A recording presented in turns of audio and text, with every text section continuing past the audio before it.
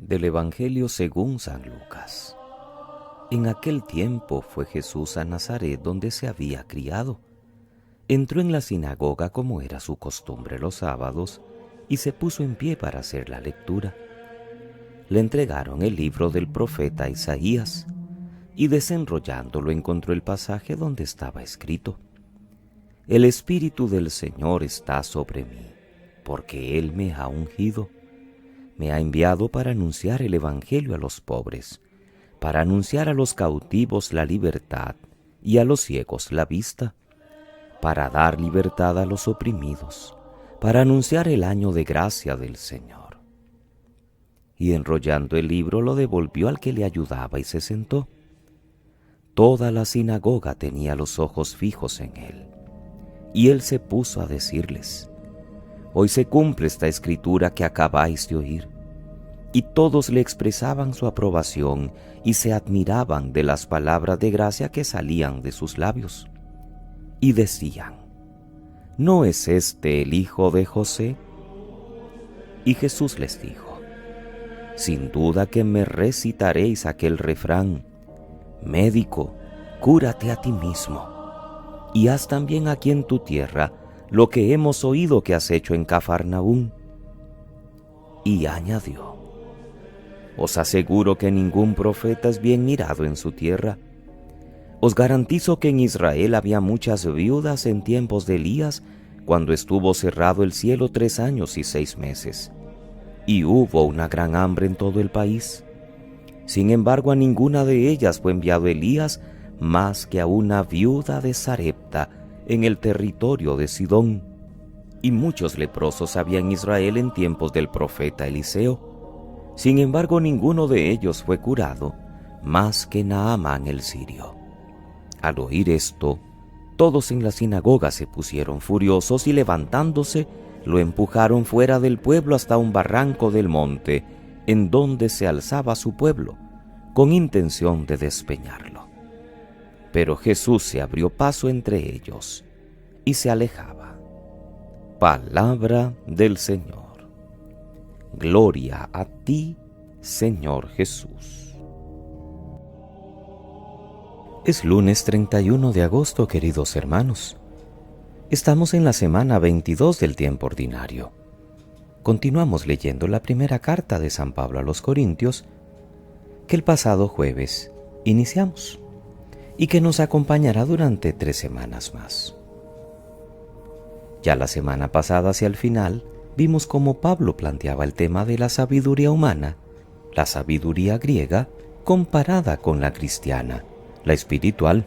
Pablo insiste: lo que él ha predicado a los habitantes de Corinto no estaba basado en sublime elocuencia ni en sabiduría humana, sino en el poder del Espíritu, el poder de Dios.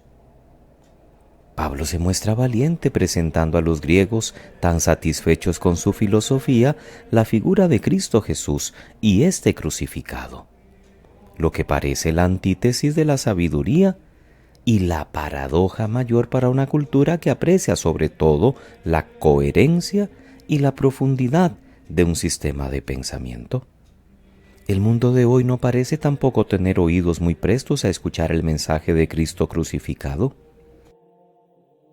Para Dios la fuerza verdadera está en lo sencillo y lo débil, en la cruz de Cristo, símbolo del fracaso y de la fragilidad.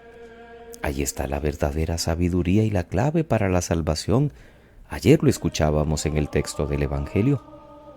Abrazar la cruz, negarnos a nosotros mismos e ir tras los pasos del Maestro. Por eso no podemos dejarnos engañar por palabras brillantes o por ideologías deslumbrantes o por un cristianismo de éxito donde solo se ofrece felicidad o prosperidad. ¿En qué nos apoyamos nosotros?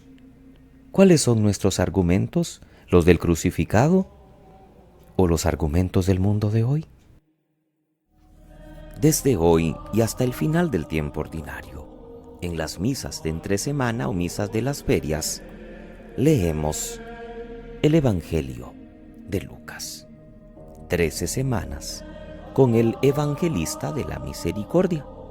Empezamos en su capítulo 4, porque en Adviento y Navidad Ya hicimos los primeros 3 capítulos: la anunciación, el nacimiento, la infancia de Jesús y el bautismo en el Jordán.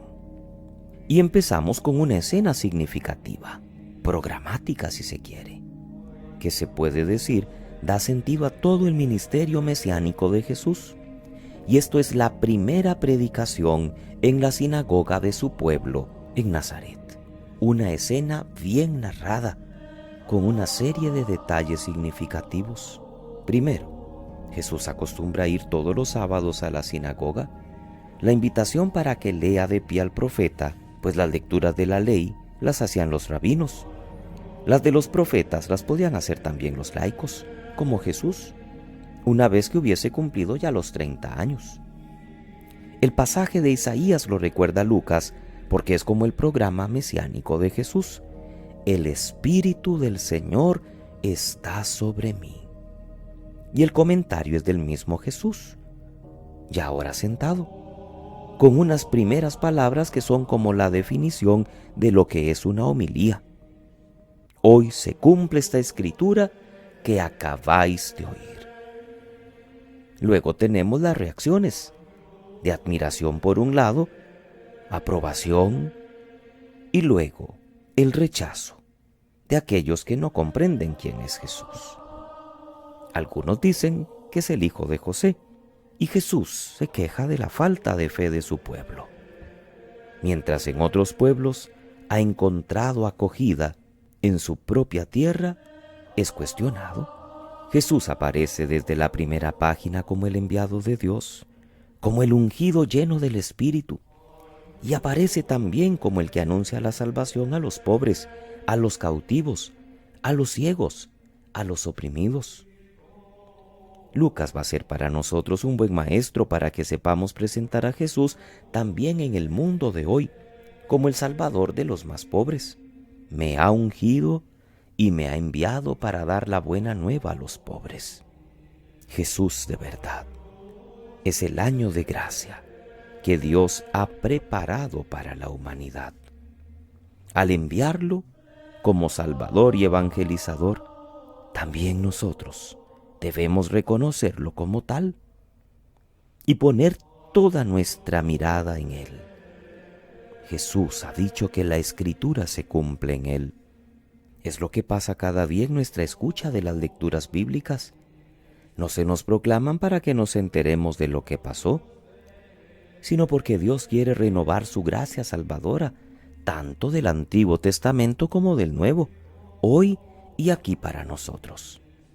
Es lo que nuestra meditación personal y la homilía, humilde y sencilla que enviamos cada día, tratan de ayudarnos a buscar, actualizar en nuestras vidas lo que Dios nos ha dicho en su historia de salvación. Que pasen muy feliz lunes, queridos hermanos. Que Dios les bendiga.